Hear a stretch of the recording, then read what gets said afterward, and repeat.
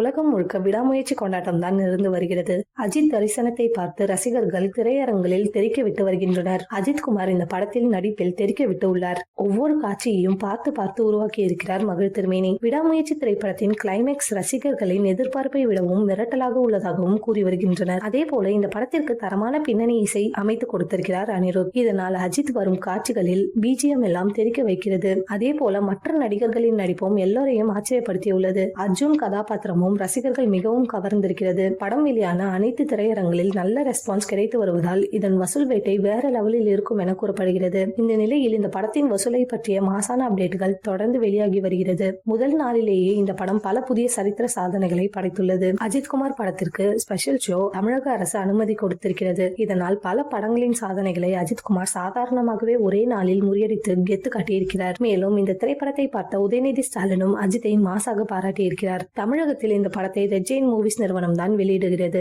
ஆனால் இந்த படத்தின் வசூல் சாதனைகளை பற்றி அதிகாரப்பூர்வமாக அந்த நிறுவனம் வெளியிட்டு வருகிறது. அஜித் எப்போதுமே ஓப்பனிங் கிங் என்பதை நிரூபித்துள்ளார் என பலரும் கூறி வருகின்றனர். ரசிகர்கள் மட்டுமில்லாமல் பல பிரபலங்களும் இந்த படத்தை பார்த்து கொண்டாடி வருகின்றனர்.